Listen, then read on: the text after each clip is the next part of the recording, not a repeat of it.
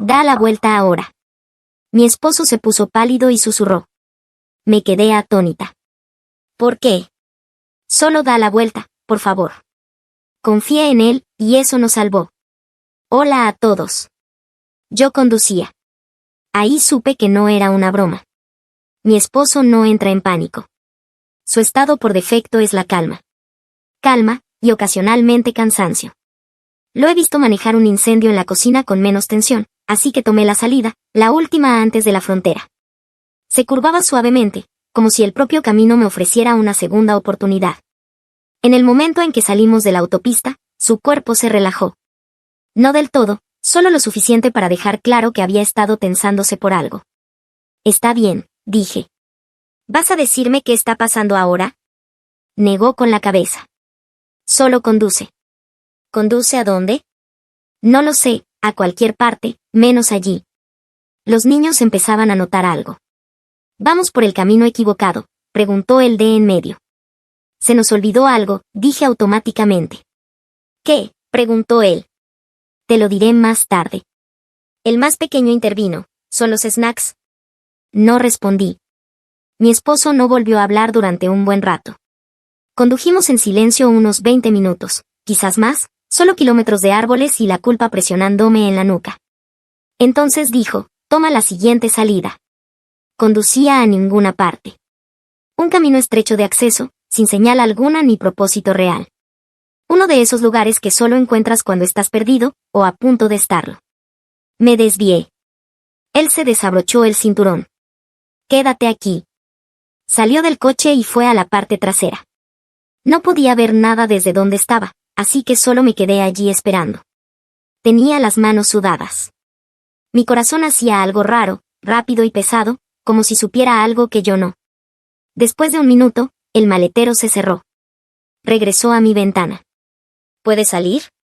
¿Por qué? Necesito que lo veas. No sonaba enojado ni asustado. Solo cansado, y muy, muy seguro. Salí. Me llevó hasta la parte trasera del coche y abrió el maletero. No dijo nada. Solo señaló. Miré. Y entonces se me olvidó cómo respirar. No tenía miedo, no todavía. El miedo aún venía en camino. Lo que sentí en ese momento fue algo más lento, más pesado, como caer por el suelo de mi propia vida. No lo toqué. No lo necesitaba. Simplemente lo supe. Estábamos a una sola decisión equivocada de perderlo todo. Lo curioso es que realmente pensaba que yo era la responsable de la familia. No responsable en el sentido de pagar impuestos y usar protector solar, aunque sí, eso también. Pero en el sentido de que creía que podía ser la estable. La que no explota ni desaparece ni miente por deporte. La que intenta. La que ofrece ayuda cuando puede permitírselo. Y traza límites cuando no. Pero mirando atrás ahora, de verdad mirando, puedo ver que ser la responsable en mi familia era como ser el conductor designado en una competencia de autos chocadores. No querían ayuda. Querían encubrimiento. Y yo se los di. Durante años. Empezó cuando era una niña. Mis padres eran el tipo de personas que creían que vivir bien era una cuestión de imagen, no de dinero. Imagen. Si parecías exitoso, si dabas la impresión de ser generoso, si las luces de Navidad estaban derechas y si tu refrigerador tenía 5 tipos de mostaza, entonces eso significaba que estabas bien. No importaba si las tarjetas de crédito estaban al máximo o si nos cortaron el gas aquel invierno. Estábamos bien. Ese era el guión. Aférrate a él o prepárate para ser reescrito. Hubo años en los que las cosas estaban ajustadas. Recuerdo cenar solo cereal y a uno de mis padres, o al otro, trabajando hasta tarde la mayoría de las noches. Más tarde entendí que eso era un código para, no queremos que sepas que no podemos permitirnos ciertas cosas. Pero también hubo años en los que nadaban en dinero. Auto nuevo, televisión nueva, muebles nuevos para el patio que nadie usaba en realidad. El dinero iba y venía como el clima. Lo que nunca cambiaba era el gasto. Una vez le pregunté a mi padre por qué no ahorrábamos más cuando las cosas iban bien. Me dijo, no necesitas ahorrar si sabes cómo buscarte la vida. Yo tenía 8 años. Mi hermano heredó todo eso. El ingenio, el brillo, esa fuerza gravitacional de alguien que puede iluminar una habitación mientras, en silencio, te desenchufa el autoestima. Él era el favorito. No era ningún secreto. Ni siquiera era un secreto feo, solo una verdad. Les gustaba más. Lo entendían. Él era como ellos. Yo no. Yo era aburrida. Así me llamaban. A veces incluso en mi cara. Aburrida. Rígida. Demasiado seria. Mi madre una vez me dijo, en plena cena de Acción de Gracias, que mi problema era que confundía la disciplina con la personalidad. Y lo más salvaje es que les creí. Porque cuando creces en una casa así, empiezas a pensar que la única forma de ganarte el amor es siendo útil, siendo limpia, siendo razonable. Así que eso hice. Me convertí en la responsable. Llamaban cuando necesitaban ayuda para lidiar con reclamaciones de seguros, formularios escolares o cuando mi hermano perdía otro trabajo y alguien tenía que llenar el hueco. Daba lo que podía. No demasiado, solo lo suficiente para que todo no se derrumbara. Lo suficiente para no ser la mala. Incluso cuando me dolía. Incluso cuando hacían que cada no sonara a egoísmo. Aún así, daba. Porque eran mis padres. Porque parecía más fácil que la alternativa. Y entonces el pedido cambió. Fue quizá 4 meses antes del viaje. El hijo de mi hermano, mi sobrino, tenía problemas en la escuela. Le hacían bullying, decían que no encajaba. Estaba ansioso, retraído. Lo habían evaluado y, al parecer, algún terapeuta recomendó un ambiente más pequeño. Había una escuela privada que habían encontrado. Muy exclusiva, muy cara. Y según sus palabras, transformadora. No podían pagarla, obviamente. Pero habían conseguido que lo aceptaran condicionalmente. Si pagaban el depósito. Solo necesitaban ayuda. Solo un poco. Solo para asegurar el cupo. Me devolverían el dinero, por supuesto. Sentí un vuelco en el estómago en cuanto salieron esas palabras de sus bocas. No es que no me importara. Me importaba. Esa es la peor parte. Me caía bien el niño. Quería cosas buenas para él. Pero también conocía este patrón. Sabía cómo empezaba y sabía cómo terminaba. Dije que no. Lo dije con suavidad. Como le hablas a alguien que sostiene un cuchillo de cristal. No puedo pagar una escuela privada. Tengo 3 hijos propios. Nosotros no hacemos escuela privada. Lo siento. No gritaron. Solo se quedaron en silencio. Fríos. Mi madre dijo, claro. Se me olvidaba que tú tienes reglas. Y luego dejamos de hablar por un tiempo. Hasta que surgió lo de la reunión familiar. De repente, todo fue alegría de nuevo. Estaban encantados de vernos. Ya habían resuelto todo. La escuela. La reunión. El viaje. Todo estaba saliendo bien. No pregunté cómo. Me dije a mí misma que no era asunto mío. Preguntaron si estaríamos dispuestos a llevar una bolsa extra en nuestro auto. El de ellos estaba demasiado lleno y nosotros teníamos la SUV. Claro, dije. Solo avísenme. Eso fue unos días antes del viaje. Luego, la mañana en que nos íbamos, mientras empacábamos, mi padre me entregó el bolso rojo. No cabe en el nuestro, dijo. Solo esta. Lo tomé sin pensarlo. Lo eché con nuestro equipaje y las mochilas de los niños, y una hielera llena de jugos. Ni siquiera lo abrí. Ni me pregunté por qué estaban tan relajados de repente. No me detuve a pensar por qué esas personas que luchaban por pagar la escuela, el supermercado, la gasolina, y que me habían hecho sentir culpable por no ayudar, estaban ahora tan tranquilas. Sonrieron mientras salíamos de la entrada. Saludaron como si no tuvieran ninguna preocupación en el mundo. Y recuerdo haber pensado, solo por un segundo, qué raro. Se ven realmente felices, por una vez. No le di mucha importancia en ese momento. Solo otra bolsa. Solo otro viaje. Solo otro lío familiar en el que no quería verme envuelta. Quizás debía haber hecho más preguntas. Quizás fui demasiado ingenua. No sonaba enojado ni asustado. Solo cansado. Y muy, muy seguro. Necesito que lo veas, dijo. Salí del coche. Él me guió hacia la parte trasera y abrió el maletero. No dijo nada, simplemente abrió el bolso rojo y dobló hacia atrás una sudadera. Y en ese momento, todo se detuvo.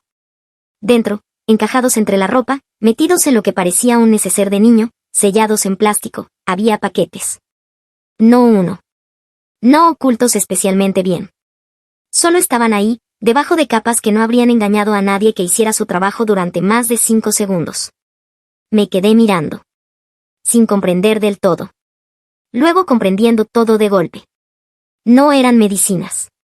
No eran vitaminas.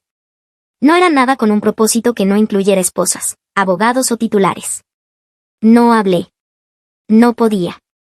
Cada músculo en mi pecho se tensó. Se sentía como ahogarse en cámara lenta. Él no dijo mira lo que hicieron. No dijo esto es lo que sospechaba. Solo cerró el bolso con la cremallera y dejó que el silencio terminara la frase. Di un paso atrás. La grava crujió bajo mis zapatos como si estuviera en otro lugar, como si no estuviera conectada a nada real. Ellos pusieron eso en nuestro coche, dije finalmente. Mi voz era delgada. Ellos pusieron eso en nuestro coche. Asintió. ¿Con los niños? Otro asentimiento. Miré hacia el cielo. Por alguna razón seguía azul. Seguía pareciendo un buen día. Odié eso. Se sentía mal. Como si el cielo no hubiera recibido el mensaje. ¿Cómo?, pregunté. No respondió de inmediato. Solo miraba el maletero cerrado, como si todavía estuviera abierto por dentro. Cuando nos dieron la bolsa, dijo finalmente, algo en sus ojos, en la forma en que sonrieron. Como si ya estuviera hecho. Como si estuvieran seguros de que funcionaría. Se encogió de hombros, luego sacudió la cabeza, como si intentara sacarse el recuerdo de encima. No podía dejar de pensarlo en todo el camino. Y justo antes de la frontera, me cayó encima. Me miró. Yo no sabía. Pero sabía. Y eso era peor, de algún modo. Que otra persona lo hubiera visto. Aquello que yo me había entrenado para no ver. Di la vuelta y caminé lentamente de regreso al asiento del conductor. Me senté, cerré la puerta y me quedé ahí un minuto, dejando que el calor traspasara el parabrisas, mientras mis manos temblaban. Luego encendí el coche y conduje. Esta vez los niños no preguntaron. Estaban absortos en alguna caricatura. Ya se habían olvidado de Canadá, de la tía Karen, de los primos, y de las bolsitas de juguetes que yo había empacado en secreto para la reunión. Condujimos por un rato, autopista, carreteras secundarias, sin rumbo. Mi teléfono comenzó a vibrar. Primero fue mi madre. Luego mi padre. Luego otra vez. Y otra vez. No contesté. Él tampoco. No hacía falta. Ya sabíamos lo que iban a decir. ¿Dónde están? ¿Qué pasó? ¿Están bien? ¿Dónde está la bolsa? No respondimos. Solo seguimos conduciendo.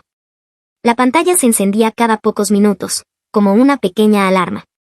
Finalmente giramos en dirección a su casa. Fue casi automático. Como si fuéramos en piloto automático. No hablamos del tema.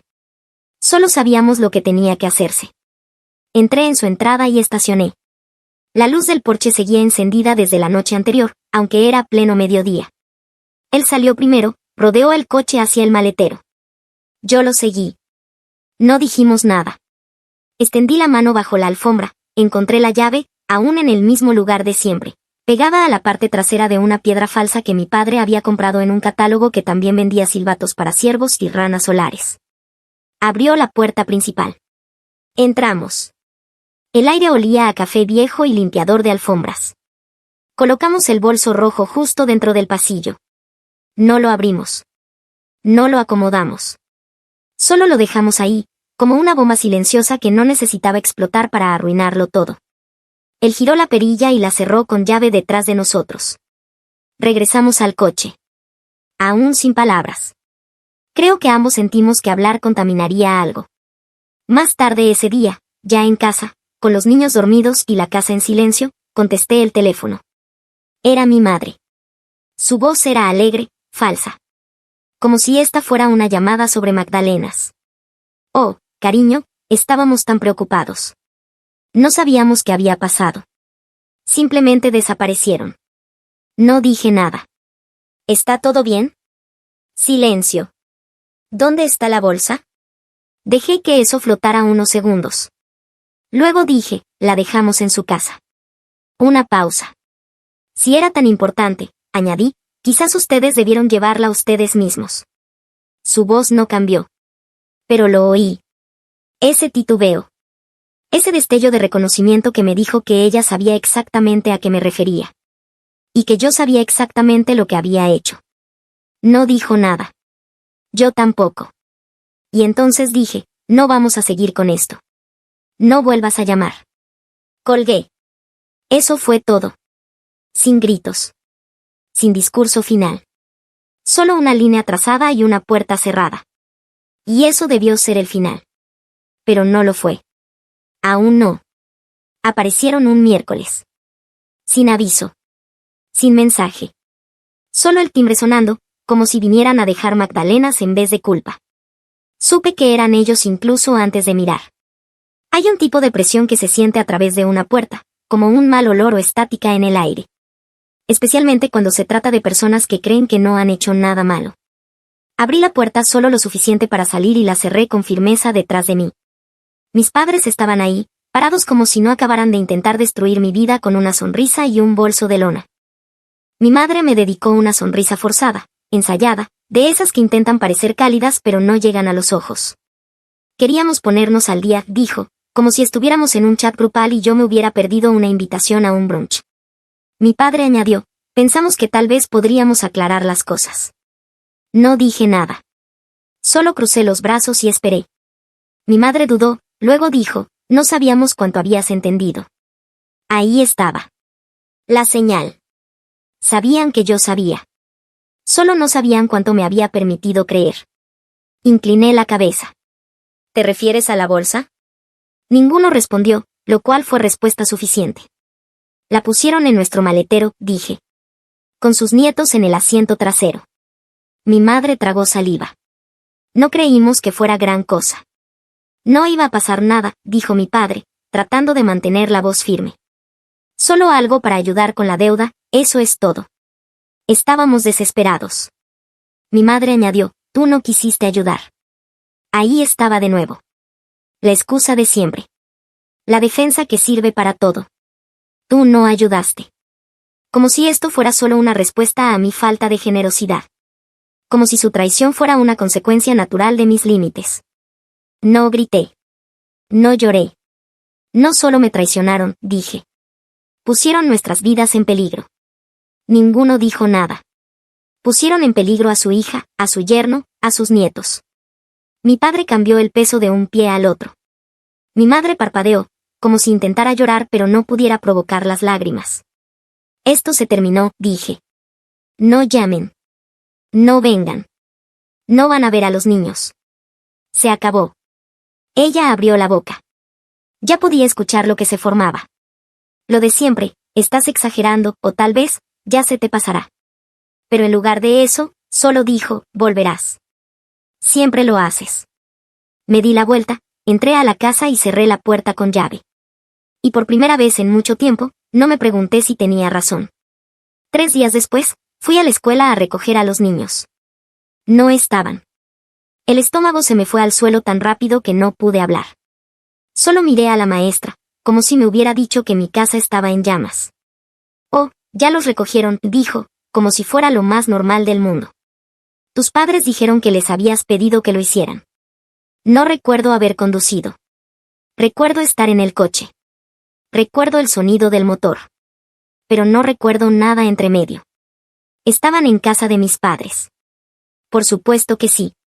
Dentro, parecía que una fiesta de cumpleaños había explotado, juguetes, dulces, globos, un set completo de Lego que costaba más que mi presupuesto semanal de compras. Los niños brillaban, eufóricos por el azúcar, aferrados a cosas nuevas y riendo como si esto fuera Disneylandia. Mis padres actuaban como si todo esto estuviera bien. Mi madre cortaba pastel. Mi padre estaba en el suelo armando algo que hacía Bit. Era surrealista. Como entrar a un universo paralelo donde ellos eran el tipo de abuelos que se preocupaban más por dar que por quitar. Solo que no lo eran. Y esto no era amor. Era estrategia. Chantaje emocional. Afecto convertido en arma. Nunca habían consentido así a los niños. No así. Nunca. Pero de repente, después de que los apartamos, de repente aparecía Santa Claus con una tarjeta de débito. Me quedé ahí un segundo, tratando de recordar que se sentía dar a alguien el beneficio de la duda. No pude. Nos vamos, dije. Los niños se quejaron. ¿Pero por qué? Abuela dijo, nos vamos. Ahora. No lo entendían, claro que no. ¿Cómo podrían? Les estaban diciendo que sí, las mismas personas que pasaron su vida diciendo que no y les gustaba. Era fácil que les gustara. ¿Podemos quedarnos con los juguetes?, preguntó uno de ellos, aferrado a un oso de peluche como si tuviera las respuestas. Dudé un segundo. Luego dije, sí. Porque quitarles los juguetes me haría ver como la villana. Y no iba a darles esa victoria a mis padres. Mientras salíamos, mi madre gritó detrás de mí, cantarina y suave, volverán con nosotros. Siempre lo hacen. Lo dijo como si fuera un hecho. Lo dijo como si fuera una promesa. Lo dijo como si aún pensara que podía ganar. Esa noche no esperé una señal mágica ni un colapso emocional. Solo me senté en la cama, miré a mi esposo y dije, tenemos que irnos. Él no preguntó por qué. No lo necesitaba. No los quiero cerca de los niños. No en la escuela. No en el supermercado. No a la vuelta de la esquina, fingiendo ser inofensivos. Asintió lentamente, como si ya hubiera estado a medio camino del mismo pensamiento. Mencionaste Carolina del Norte antes. Le dije, tu empresa tiene una oficina allá. Tus padres viven allá. Antes no estaba lista. Ahora sí. Él asintió otra vez. La transferencia todavía está sobre la mesa. Bien, dije. Aceptémosla. Sin drama. Sin dudar. Solo la decisión silenciosa de quemar el puente y no mirar atrás. No necesitaba venganza. Necesitaba distancia y un nuevo comienzo. En algún lugar donde no pudieran alcanzarnos. Avancemos unos meses. Ya estábamos en Carolina del Norte. Las montañas eran hermosas. El aire olía a pinos y a comienzos frescos. Los niños estaban en escuelas nuevas. Sus padres, cálidos, estables, sin drama, vivían a 20 minutos de distancia y realmente querían ayudar. No le dijimos a nadie a dónde fuimos. Bloqueamos números. Desaparecimos. Y no de esa manera dramática de me voy para encontrarme a mí misma. Sino de esa que dice, merecemos paz. Un día, mi teléfono sonó desde un número desconocido. Lo dejé ir al buzón de voz. Más tarde escuché el mensaje. Era una prima, una con la que apenas hablaba. Oye, tu mamá dice que no sabe dónde estás. Está muy alterada. Dice que simplemente cortaste contacto. No sé qué está pasando, pero la familia importa. Borré el mensaje. No llamé de vuelta. No di explicaciones. Porque para entonces, lo único que me importaba era esto, estábamos a salvo. Éramos libres. No desaparecimos. Escapamos. Pasaron unos 6 meses. Nuevo estado, nueva escuela, nuevas rutinas. Casi me había acostumbrado a no revisar el celular con miedo. El silencio aún no se sentía cómodo, pero ya no era aterrador. Solo, tranquilo. Y entonces recibí un correo de mi hermano. Asunto, emergencia. Por favor, lee. Me quedé mirándolo un rato. Pensé en borrarlo sin leerlo. Pensé en marcarlo como spam. Pero en lugar de eso, lo abrí. Era largo, frenético, con mala puntuación. Lo esencial, nuestros padres habían sido arrestados otra vez. Esta vez no por ser tontos, aunque eso seguía siendo parte del problema, sino por hacer de verdad aquello por lo que casi nos hacen arrestar a nosotros. Intentaron pasar algo de contrabando por la frontera. Esta vez sin intermediarios. Sin chivos expiatorios familiares. Solo un maletero lleno de producto y 2 personas de 60 y tantos años que aún pensaban que las reglas eran sugerencias. Obviamente los atraparon. El correo terminaba con una súplica, necesitan ayuda. Necesitan dinero para un abogado. Esto es serio. Tienes que dejar el pasado atrás y dar la cara. Es tu familia. Leí esa línea 3 veces. Luego presioné responder. Y solo escribí, di la cara una vez. No lo haré otra vez. Y lo decía en serio. No supe nada más por un tiempo. No lo necesitaba. Pero eventualmente, la noticia me encontró. Siempre lo hace. Los primos hablan. Los árboles genealógicos tienen raíces podridas, pero son profundas. Los acusaron de posesión, con intención de distribuir e intentar cruzar una frontera internacional con sustancias controladas. Unos cuantos kilos. Suficiente para intención, no para portadas. Aceptaron un acuerdo. 4 años cada uno. Nada que cambie la vida. Pero tampoco es poca cosa. Suficiente tiempo para sentarse a pensar en lo que hicieron. Si es que eran capaces de eso, lo cual, honestamente, dudo. Esa parte de mí que solía estremecerse cuando alguien mencionaba las segundas oportunidades está en silencio ahora. Tenemos una vida aquí. No es perfecta. Pero es nuestra. Los niños ríen más. Mi esposo duerme mejor. Y no he tenido que traducir culpa en silencio desde hace mucho tiempo. Y en cuanto al resto, no me arrepiento del límite que puse. Ni por un segundo. Historia 2. En el Día de la Madre, no eres bienvenida, dijo mi nuera codiciosa con sarcasmo. Después de todos los sacrificios que he hecho por ellas. Hola a todos. Después de 5 años de matrimonio con mi hijo, Fiona todavía no me consideraba parte de su familia cercana. Dejé el teléfono sobre la encimera y me aferré al borde tratando de controlar mi respiración. Durante 3 años había estado ayudándolos a pagar la hipoteca, $2,600 al mes, lo cual había reducido mis ahorros de jubilación al mínimo. Era dinero que había dado con gusto para ayudarles a establecerse, para brindarle a Thomas el respaldo que siempre quise ofrecerle. Mi teléfono volvió a sonar. Era Thomas. Mamá, comenzó con la voz tensa, como siempre que Fiona estaba cerca. ¿Recibiste el mensaje de Fiona? Sí, respondí tratando de mantener un tono neutro. Solo me preguntaba qué significa exactamente familia inmediata, si no incluye a tu madre. Hubo una pausa. Escuché cómo cubría el teléfono y murmuraba algo a alguien. Sin duda, a Fiona. Cuando volvió a hablar, su voz era más firme. Vendrán los padres de Fiona. Pensamos que estaría bien que fuéramos solo nosotros 4 este año.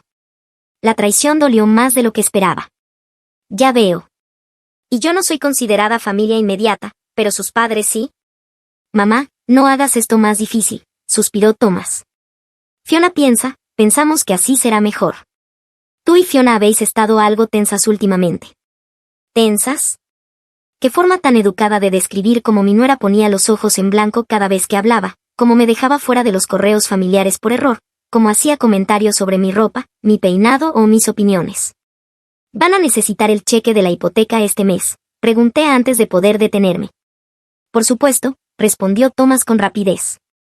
¿Por qué no lo íbamos a necesitar? Cerré los ojos, sintiendo como algo dentro de mí se quebraba. Solo estaba comprobando.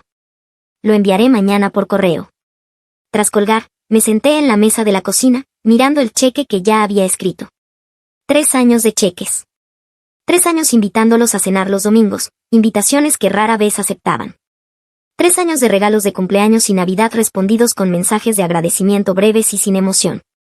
3 años observando cómo Fiona me borraba poco a poco de la vida de mi hijo. Esa misma noche recibí otro mensaje de Fiona. Solo para que lo sepas, vamos a celebrar el Día de la Madre como se debe con mi mamá.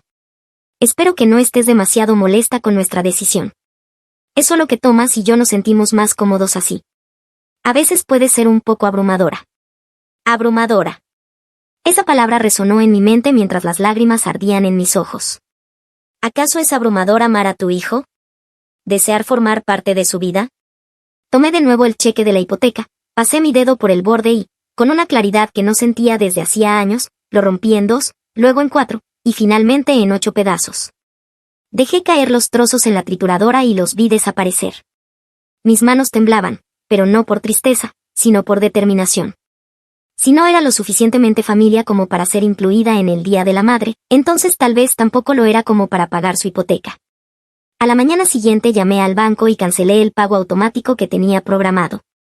El agente de atención al cliente me preguntó si había algún problema. No, respondí, con una voz más firme que la que había tenido en meses. Simplemente he comprendido que es momento de hacer algunos cambios. Al colgar, sentí una mezcla extraña de culpa y liberación. Por primera vez en años, me elegí a mí misma. El peso de intentar constantemente obtener la aprobación de Fiona, de fingir que sus comentarios hirientes no dolían, desapareció de mis hombros como por arte de magia. Sabía que habría consecuencias. Thomas se enfadaría. Fiona tendría otra excusa para retratarme como la suegra problemática. Pero al mirar el espacio vacío donde antes estaba el cheque, me di cuenta, no podía seguir financiando mi propia exclusión. 3 días después, el Día de la Madre, apagué el teléfono y pasé el día plantando flores nuevas en mi jardín. Con cada semilla que enterraba en la tierra, me hacía una promesa a mí misma: no más encogerme, no más disculpas por existir, no más financiar a personas que no me valoran.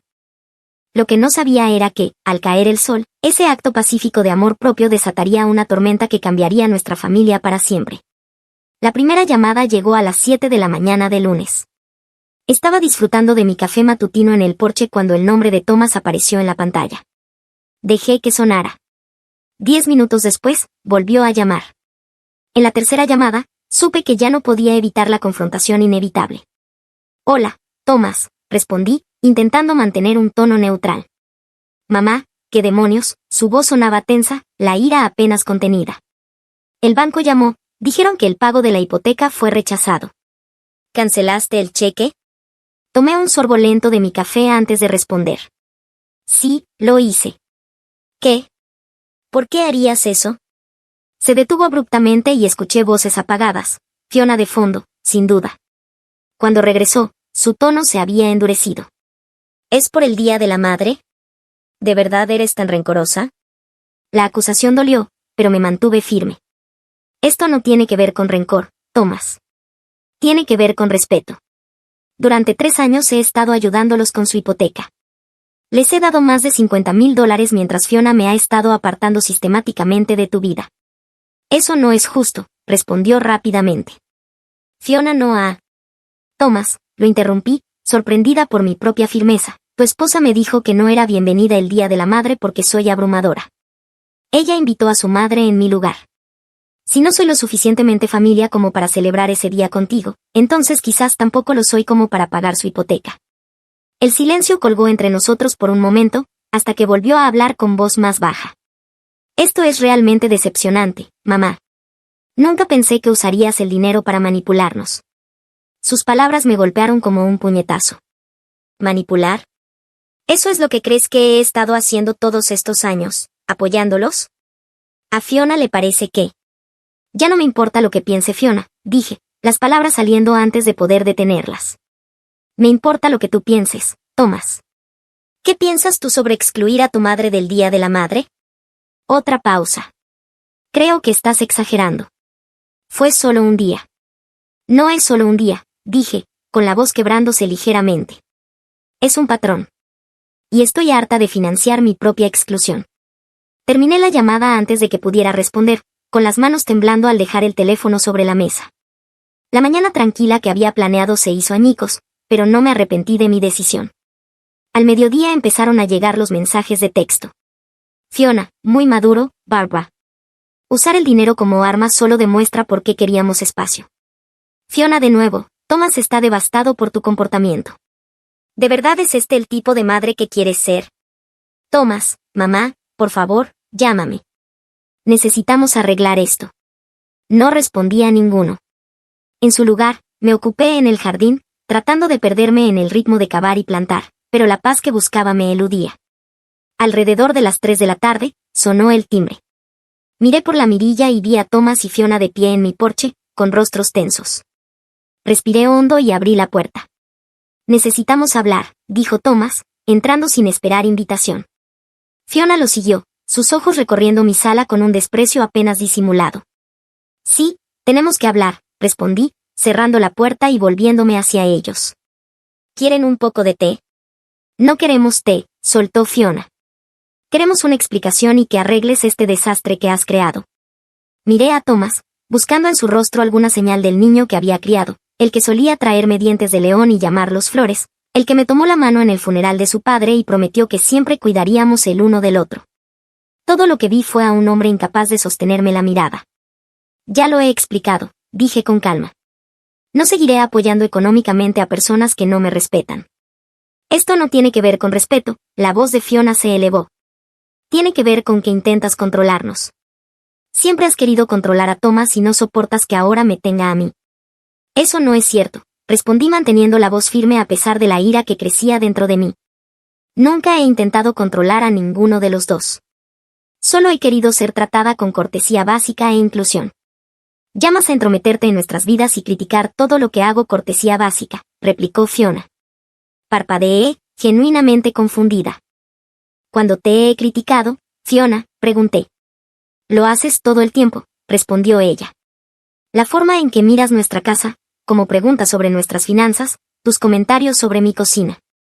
Nunca he dicho una palabra negativa sobre tu comida, protesté. No tienes que decirlo, replicó, es tu expresión, la forma en que empujas la comida en el plato. Me volví hacia Thomas, desesperada por que entrara en razón. Thomas, tú sabes que eso no es verdad. Él se movió incómodo. Mamá, a veces puedes ser crítica. Tal vez no directamente, pero... Sus palabras se desvanecieron, y sentí un escalofrío recorrerme. Esto era lo que Fiona había logrado, torcer mis acciones, reinterpretar mis palabras, hasta que incluso mi propio hijo me veía como la villana de su historia. Creo que deberían irse, dije en voz baja. No hasta que aceptes restablecer el pago de la hipoteca, exigió Fiona. La miré, realmente la miré, y de repente vi todo con claridad, la manipulación sutil, la forma en que se había interpuesto entre Thomas y yo, el esfuerzo calculado por aislarlo de su familia. No, dije, esa palabra cargada con el peso de años de sumisión silenciosa. La respuesta es no. Te vas a arrepentir, siseó Fiona mientras agarraba su bolso. Vamos, Thomas. Ella ha tomado su decisión. Thomas dudó, visiblemente dividido. Mamá, por favor, podemos arreglar esto. Sí, podemos, asentí, pero no así, no con amenazas y acusaciones. Está bien, dijo finalmente, sus hombros cayendo con resignación. Como quieras. Al irse, cerraron la puerta de un portazo. No lloré. En lugar de eso, sentí una extraña calma, una certeza serena apoderándose de mí. Lo peor había sucedido, mi hijo había elegido a su esposa por encima de mí y yo había sobrevivido. Lo que no sabía en ese momento era que la verdadera batalla apenas comenzaba. Esa misma noche, mi teléfono vibró con una notificación. Mi hermana me había etiquetado en una publicación de Facebook. Con los dedos temblorosos, la abrí y encontré un largo mensaje de Fiona explicando cómo había abandonado a mi hijo en su momento de necesidad, cómo estaba usando el dinero para controlarlo, cómo siempre había estado celosa de su relación. La guerra familiar se había hecho pública. Al final de la semana, tenía 37 llamadas perdidas, 62 mensajes de texto y un sinfín de notificaciones en redes sociales. La publicación de Fiona se había propagado como fuego entre la familia extendida, con personas tomando partido sin siquiera escuchar mi versión de los hechos. Apagué las notificaciones, incapaz de soportar el juicio constante. Mi hermana Janet fue la única que me llamó para escuchar mi parte. Esto no suena como tú, Barb, dijo. ¿Qué fue lo que realmente pasó? Después de explicarle todo, suspiró profundamente. Siempre pensé que había algo raro en Fiona. Demasiado perfecta, demasiado pulida. No entiendo cómo Thomas no lo ve. Siempre ha sido tan buen juez de carácter, dije con la voz quebrada. El amor ciega a las personas, respondió Janet, y las manipuladoras como Fiona son expertas en aislar. Es de manual. Sus palabras me acompañaron mientras intentaba seguir con mis días. ¿Manipulación de manual? ¿Eso era lo que había estado experimentando todos estos años? La mañana del sábado me encontré sacando cajas del ático, álbumes de fotos, tarjetas navideñas, correos antiguos que había impreso. Los extendí por el suelo del salón, creando una línea de tiempo de mi relación con Thomas. El cambio fue sutil, pero innegable. En el primer año después de que empezaron a salir, Thomas me llamaba varias veces por semana, teníamos cenas los domingos con regularidad, traía a Fiona a las reuniones familiares, y aunque nunca fue cálida conmigo, era educada. Luego vino el compromiso. Las llamadas se volvieron menos frecuentes, las cenas dominicales se redujeron a una vez al mes, luego solo en ocasiones especiales. Thomas empezó a cancelar planes en el último momento. Encontré una tarjeta de Navidad de hace 3 años, la primera Navidad después de casarse. Mamá, somos muy afortunados de tener tu apoyo. Te queremos siempre. Thomas y Fiona. Ese mismo año me pidieron ayuda con la hipoteca, alegando que les costaba llegar a fin de mes. Saqué mis registros financieros. Además de los pagos mensuales de $600, había otros gastos, ayuda con el seguro del coche, pagos por reparaciones de la casa, impuestos sobre la propiedad que cubrí el año pasado cuando dijeron que estaban cortos.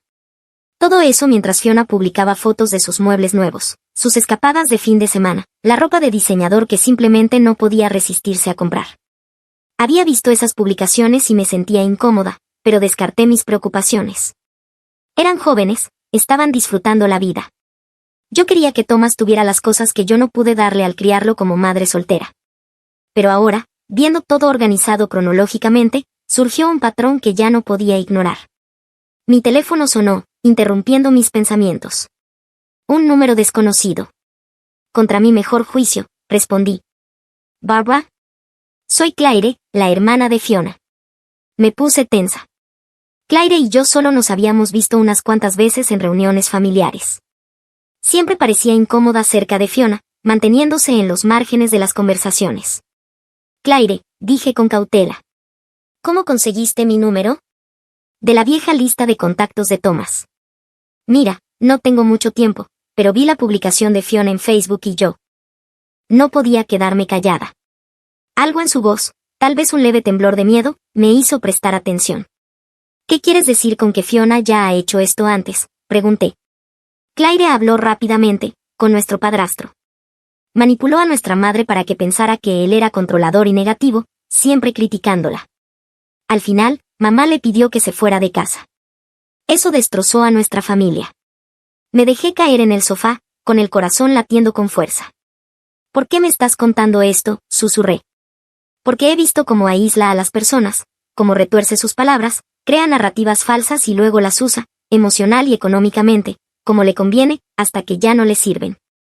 Mi mente comenzó a repasar todos los comentarios sutiles, la manera en que Fiona reformulaba mis palabras cuando se las contaba a Thomas, haciendo que preguntas inocentes sonaran como críticas. Hay más, continuó Claire, su voz bajando hasta convertirse en un susurro.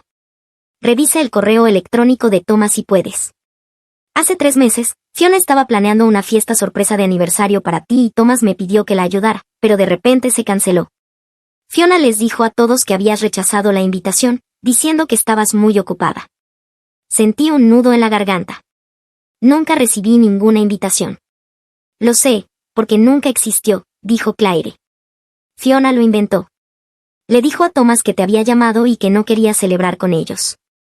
Las lágrimas me ardieron en los ojos mientras las piezas comenzaban a encajar, invitaciones olvidadas, conversaciones malinterpretadas, momentos en los que Thomas parecía herido por algo que supuestamente yo había dicho o hecho.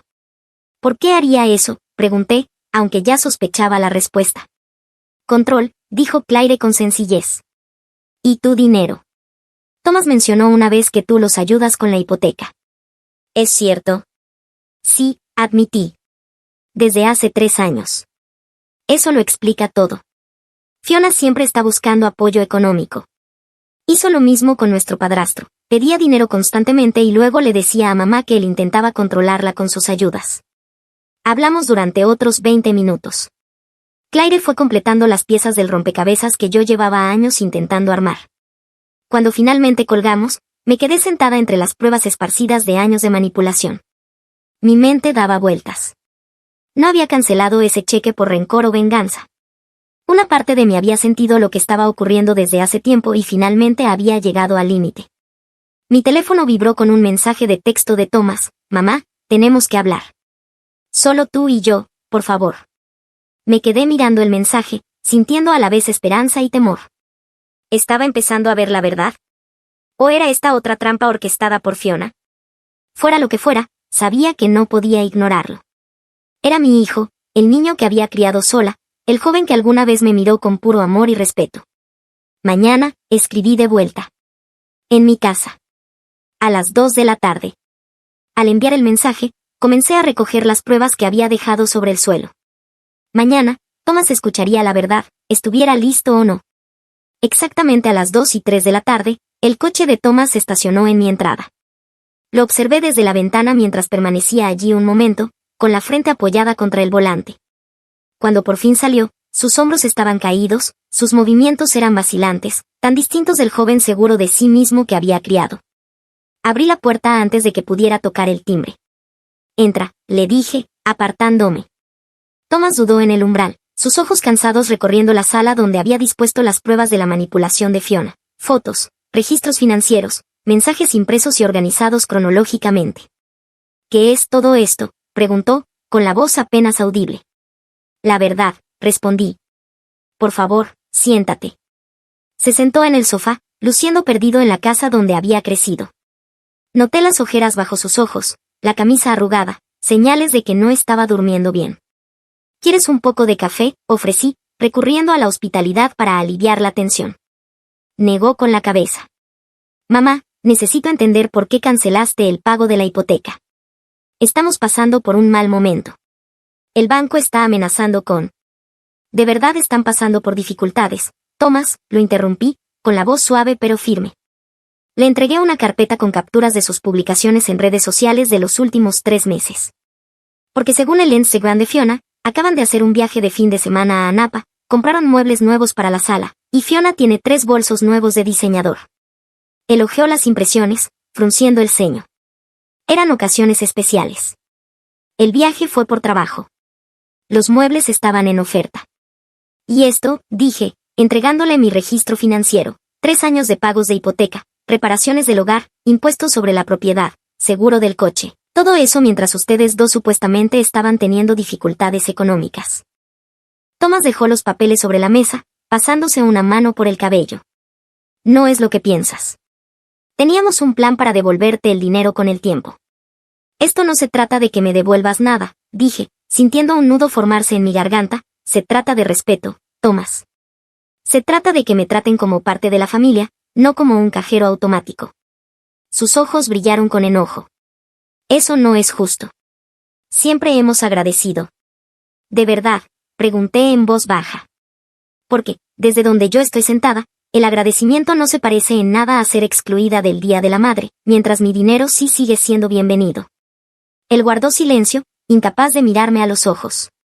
Thomas, continué, suavizando mi voz, ayer recibí una llamada de Claire. Su cabeza se alzó bruscamente, la sorpresa evidente en su rostro. ¿La hermana de Fiona? ¿Por qué te llamaría ella? Porque ha visto este patrón antes, con su padrastro. Le conté mi conversación con Claire, observando cómo la expresión de Thomas pasaba de incredulidad, a confusión, y luego a una realización creciente. Cuando le conté sobre la fiesta de aniversario que nunca existió, se puso pálido visiblemente. Eso no puede ser, murmuró. Fiona me dijo que te llamó, que estabas demasiado ocupada, que tenías un día de spa planeado con Janet. Nunca recibí esa llamada, Thomas. Why, Janet y yo no vamos a un spa desde hace años. Se levantó bruscamente, caminando por la sala, deteniéndose de vez en cuando para examinar alguna de las pruebas, la cronología de planes cancelados, el registro del apoyo financiero, los mensajes de texto entre Fiona y sus amigas donde se refería a mí como la vaca de dinero. No entiendo, dijo finalmente, con la voz rota, ¿por qué haría algo así? Las personas que manipulan lo hacen por control, le expliqué con suavidad, y a veces por interés económico. Thomas se dejó caer de nuevo en el sofá, enterrando el rostro entre las manos. He sido un idiota. A pesar de todo, mi corazón dolía por él. Era mi hijo, y verlo así, destrozado, era casi insoportable. Me senté a su lado, colocando con cautela una mano sobre su hombro. No eres un idiota, Thomas. Las personas manipuladoras son increíblemente hábiles. Aíslan a sus objetivos, reescriben la historia, crean divisiones. No es culpa tuya. Levantó la vista, con los ojos enrojecidos. Pero le creí a ella en vez de a mi propia madre. ¿Cómo podrías perdonarme eso alguna vez? Apreté su hombro. No hay nada que perdonar. La amabas. Confiabas en ella. Eso es lo que hacen las personas buenas. Permanecimos en silencio durante varios minutos, el peso de la verdad colgando entre nosotros. Finalmente, Thomas volvió a hablar, con la voz más firme. ¿Y ahora qué pasa? Era la misma pregunta que yo me había estado haciendo toda la noche. ¿Qué pasaba ahora? ¿Podía repararse nuestra relación? ¿Podría Thomas liberarse de la manipulación de Fiona? Eso depende de ti, respondí con cuidado. No puedo decirte qué hacer con tu matrimonio, esa decisión es tuya. Pero sí puedo decirte que estoy poniendo límites. A partir de ahora, no seguiré financiando su estilo de vida. No porque no te ame, sino porque no es saludable para ninguno de los dos. Él asintió lentamente. Lo entiendo. Y no volvería a pedírtelo. Hizo una pausa, tragando saliva. Necesito hablar con Fiona, enfrentarla con lo que sé. Un destello de temor me recorrió. Ten cuidado, Thomas. Cuando se descubre a un manipulador, suele volverse volátil. ¿Qué otra opción tengo?, preguntó, mirándome a los ojos. No puedo seguir viviendo una mentira. Antes de que pudiera responder, su teléfono vibró con un mensaje. Lo miró, y su expresión se endureció. Es Fiona. Está rastreando mi ubicación a través del teléfono. ¿Quiere saber por qué estoy aquí? ¿Qué le vas a decir? Thomas se levantó, con una nueva determinación en su postura. La verdad. Que estoy hablando con mi madre. Que he visto las pruebas de su manipulación. Que las cosas van a cambiar. Su teléfono volvió a vibrar, con más insistencia esta vez. Y luego otra vez. Y otra. Ahora está llamando, dijo, mostrándome la pantalla. Debería tomar esto afuera. Asentí con la cabeza mientras él salía al porche, cerrando la puerta detrás de él. A través de la ventana, vi cómo se enderezaba mientras respondía. Vi cómo gesticulaba con la mano libre mientras hablaba. Después de unos minutos, terminó la llamada y se quedó inmóvil, mirando hacia la calle. Cuando volvió a entrar, su rostro estaba pálido, pero decidido. Viene para acá, dijo. Dice que ha habido un malentendido. Que puede explicarlo todo. Mi estómago se retorció de ansiedad. ¿Quieres que esté presente durante esa conversación? Thomas respiró hondo, y luego asintió. Sí. Es hora de que todos enfrentemos la verdad juntos. Mientras esperábamos a que Fiona llegara, me preparé mentalmente para la confrontación. No era tan ingenua como para pensar que esto terminaría de forma limpia o sin dolor, pero por primera vez en años, sentía que mi hijo y yo estábamos del mismo lado. El sonido de neumáticos chillando anunció la llegada de Fiona incluso antes de ver su coche. Fiona irrumpió por la puerta principal sin tocar, su peinado perfectamente arreglado algo despeinado, los ojos desorbitados de ira.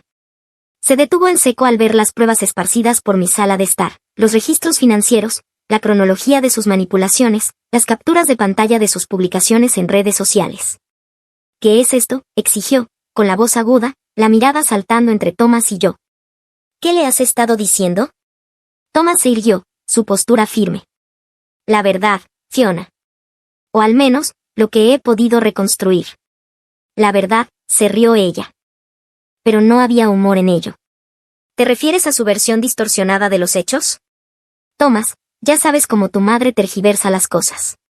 Permanecí sentada, observando cómo empleaba exactamente las tácticas que Claire me había descrito: desvío, proyección, manipulación emocional. Hablé con tu hermana, dijo Thomas en voz baja. El rostro de Fiona se alteró, primero sorpresa, luego furia. Claire. Esa traidora. Se detuvo, recomponiendo su rostro en una máscara de dolor. Claire siempre ha estado celosa de mí. Todo lo que haya dicho es mentira. ¿Esto también es mentira?, preguntó Thomas, levantando una hoja con capturas de mensajes de texto entre Fiona y su amiga, donde se refería a mí como la vaca de dinero, y se jactaba de haber entrenado a Thomas para que me eligiera a mí antes que a su madre. El rostro de Fiona palideció. ¿De dónde sacaste eso? Claire los envió a tu madre, respondió Thomas. Al parecer, tú y ella comparten una cuenta de iCloud. ¿Ha visto todo, Fiona? Por un momento, Fiona pareció quedarse sin palabras, pero enseguida endureció su expresión. ¿Y qué? Estaba desahogándome con mis amigas. Todo el mundo lo hace. Desahogándote, repitió Thomas, incrédulo. Literalmente escribiste, y cito, seguiremos pagando la hipoteca mientras finjamos que nos importa. Una vez que la casa esté pagada, podemos dejar de fingir y cortarla para siempre. Los ojos de Fiona se entrecerraron peligrosamente. No tenías derecho a revisar mis mensajes privados. Y tú no tenías derecho a manipular mi relación con mi madre, respondió Thomas, elevando la voz. No tenías derecho a mentir sobre llamadas e invitaciones, a tergiversar sus palabras, a utilizarla financieramente mientras la excluía sistemáticamente de nuestras vidas. La actitud de Fiona cambió repentinamente. Las lágrimas asomaron en sus ojos, sus hombros se hundieron. Solo intentaba proteger nuestro matrimonio, susurró. Tu madre siempre me ha odiado. Siempre ha intentado interponerse entre nosotros. Finalmente hablé, mi voz calmada. Eso no es verdad, Fiona. Te di la bienvenida a nuestra familia. Los apoyé a ambos, emocional y económicamente. Todo lo que alguna vez quise fue ser incluida en sus vidas. Ella se giró hacia mí, la fachada vulnerable desapareciendo tan rápido como había aparecido. ¿Tú crees que tu dinero te da derecho a controlarnos? ¿A dictar cómo vivimos? Mi madre nunca intentó controlarnos, interrumpió Thomas. Nos ayudó porque se lo pedimos. Canceló el pago de la hipoteca, gritó Fiona. Si eso no es control, ¿qué es entonces? Es un límite, respondí simplemente. Uno que debía haber establecido hace mucho tiempo. El rostro de Fiona se retorció de rabia. Lo has puesto en mi contra, siseó. Tú, Claire y tus malditas mentiras. Nadie necesitó ponerme en tu contra, dijo Thomas con cansancio. Tú hiciste eso sola. Con cada manipulación, cada mentira, cada vez que intentaste borrar a mi madre de nuestras vidas mientras aún tomaba su dinero. Los ojos de Fiona se movieron por la habitación como los de un animal acorralado buscando una salida. Esto es ridículo. Me voy, dijo. Luego miró a Thomas. ¿Vienes? La pregunta quedó suspendida en el aire entre ellos, una consulta simple que cargaba con el peso de todo su matrimonio. Thomas respiró hondo. No, Fiona. No voy contigo. Esas 3 palabras parecieron retumbar en el silencio repentino. Los ojos de Fiona se abrieron de par en par, incrédulos. ¿La eliges a ella antes que a mí? Después de todo lo que construimos juntos. Estoy eligiendo la verdad, respondió Thomas, con la voz firme por primera vez desde que había llegado. Y la verdad es que nuestro matrimonio se construyó sobre mentiras. Tus mentiras. Fiona dio un paso atrás, como si sus palabras la hubieran golpeado físicamente. Luego su expresión se endureció, fría y calculadora. Perfecto, escupió. Quédate con mami. Pero no creas que esto ha terminado. Me señaló con el dedo perfectamente arreglado. Y tú, te arrepentirás de esto. Con eso, salió furiosa, cerrando la puerta de un portazo tan fuerte que las ventanas temblaron. El sonido del motor arrancando y del coche alejándose rompió el silencio denso que dejó atrás. Thomas se desplomó en el sofá, enterrando el rostro entre las manos. No puedo creer que no lo viera, murmuró. Todo este tiempo, justo frente a mí. Me senté a su lado, colocando una mano suave en su espalda. No te culpes. Ella es muy buena en lo que hace. Me miró, con los ojos enrojecidos. ¿Y ahora qué? Era una pregunta complicada, sin una respuesta sencilla. Eso depende de ti, dije con cuidado. Pero, sea lo que sea que decidas, quiero que sepas que estoy aquí para ti. Incluso después de todo. Después de haberle creído a ella en vez de a ti. Después de haber permitido que me alejara de ti. Eres mi hijo, dije simplemente. Eso no ha cambiado. Las semanas siguientes fueron una mezcla de consultas legales, conversaciones dolorosas y decisiones difíciles. Thomas se mudó temporalmente a la habitación de huéspedes mientras resolvía sus próximos pasos. Fiona se negó a abandonar la casa, alegando que él la había abandonado. Alternaba entre súplicas llorosas por una reconciliación y ataques feroces contra su carácter. 2 días después de la confrontación, recibí una carta certificada de un abogado amenazando con demandarme por daños emocionales intencionados e interferencia con relaciones contractuales. Se la reenvié a mi propio abogado sin hacer comentarios. Una semana después, Thomas presentó la solicitud de separación. Al día siguiente, Fiona vació su cuenta bancaria conjunta. A lo largo de todo esto, vi a mi hijo luchar por aceptar el nivel de engaño que había definido su matrimonio. Algunos días sentía rabia hacia Fiona, otros hacia sí mismo, y ocasionalmente incluso hacia mí, por no haber sido más firme en mis advertencias sobre ella. En otras ocasiones, la duda lo consumía, preguntándose si realmente estaba tomando la decisión correcta. Tal vez debería intentar arreglarlo, dijo una noche mientras estábamos sentados en el porche. El matrimonio se supone que es para siempre, ¿no? El matrimonio debería basarse en la confianza y el respeto mutuo, respondí. Solo tú puedes decidir si esas cosas pueden reconstruirse. Guardó silencio durante mucho tiempo después de eso. A la mañana siguiente, llamó a un abogado de divorcios. El momento más doloroso llegó cuando Fiona comenzó a esparcir rumores entre sus amigos en común. Según ella, Thomas le había sido infiel, yo había orquestado su ruptura por celos, y ambos habíamos conspirado para dejarla en la ruina. Algunos le creyeron. Thomas perdió amigos que tenía desde la universidad. Personas se cruzaban de acera para evitarlo en el supermercado. La iglesia a la que asistían juntos le pidió que encontrara otra congregación hasta que se resolviera la situación. Nunca imaginé que pudiera ser tan vengativa, dijo Thomas, atónito ante las reacciones. Cuando las personas manipuladoras pierden el control, suelen atacar, le expliqué. Necesitan reescribir la historia para verse como víctimas. Por doloroso que fuera ver a mi hijo atravesar esas tormentas, lo vi volverse más fuerte cada día, más seguro de su decisión, más consciente de las tácticas de manipulación que antes lo habían cegado. Un mes después de presentar la solicitud de separación, Thomas recibió un mensaje de texto de Claire: mantente fuerte. La verdad siempre sale a la luz, tarde o temprano. 2 días después descubrimos a qué se refería.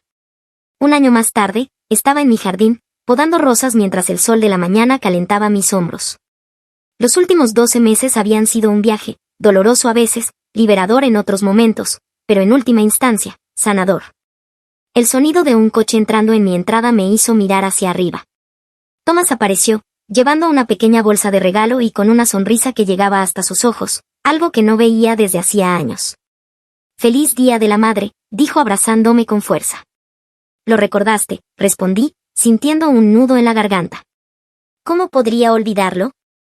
Hice reservas en Giovanni's para el mediodía. Espero que te venga bien».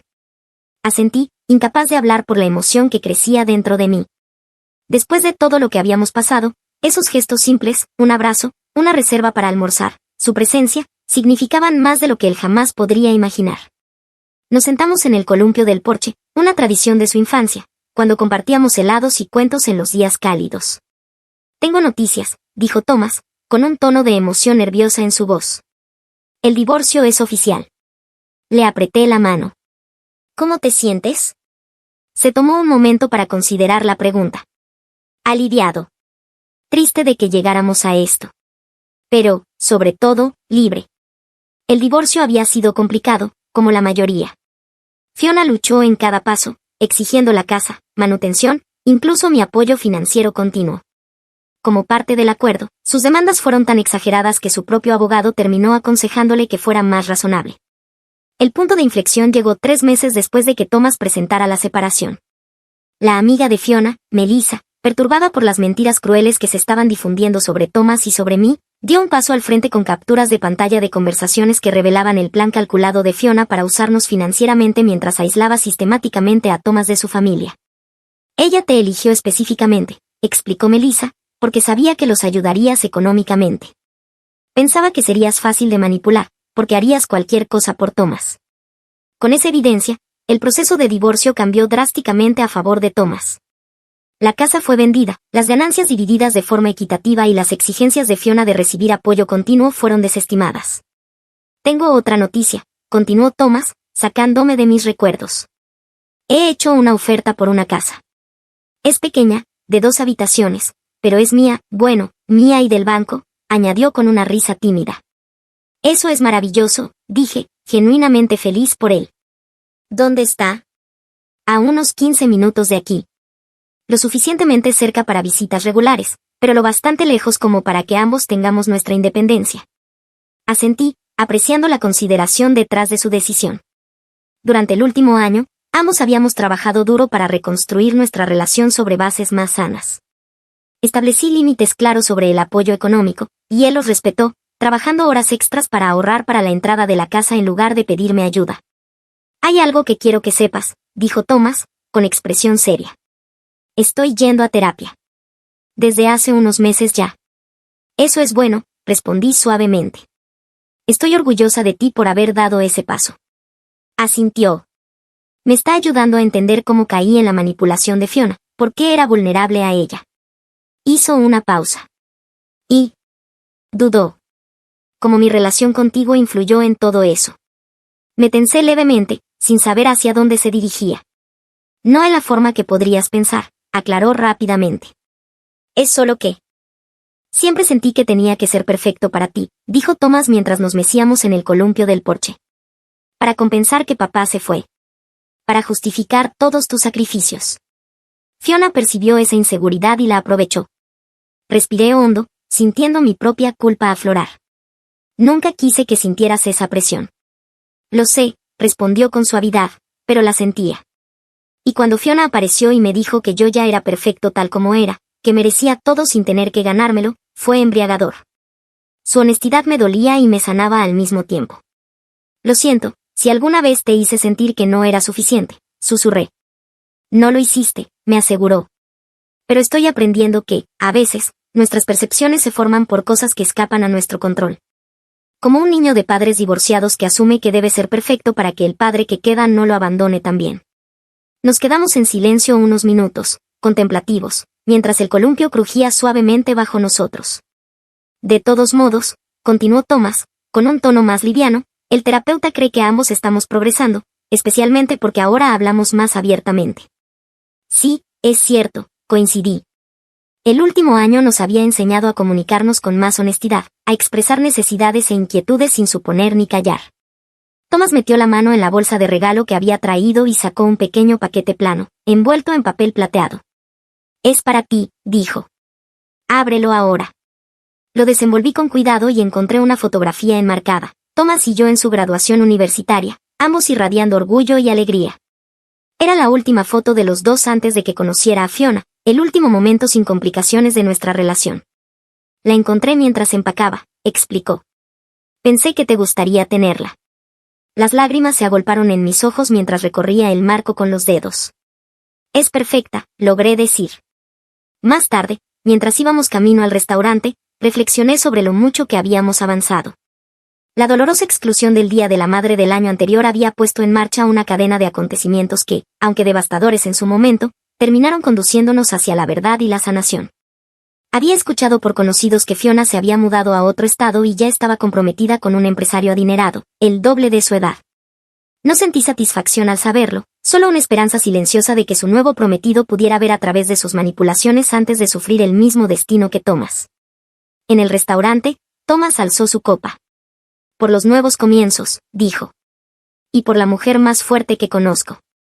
Sonreí, haciendo chocar mi copa con la suya. Por la verdad, añadí. Y por aprender a reconocer nuestro propio valor. Mientras disfrutábamos la comida, compartiendo anécdotas y planes para el futuro, me di cuenta de que lo que al principio había visto como un final, ese momento en que rompí el cheque de la hipoteca y marqué un límite, había sido en realidad un comienzo. El comienzo de recuperar mi voz, mi independencia económica, y lo más importante, mi relación con mi hijo. Ambos habíamos aprendido lecciones valiosas. Thomas, sobre cómo reconocer la manipulación y valorar las relaciones genuinas. Yo, sobre establecer límites saludables y comprender que el amor verdadero no exige sacrificios financieros ni sufrimiento en silencio. El cheque que había cancelado un año atrás pareció, en su momento, un pequeño acto de rebeldía. Pero visto en retrospectiva, fue un acto de respeto propio que se expandió como una ola, transformando nuestras vidas. En el trayecto de regreso a casa, Thomas preguntó, ¿alguna vez te arrepentiste de cancelar ese cheque?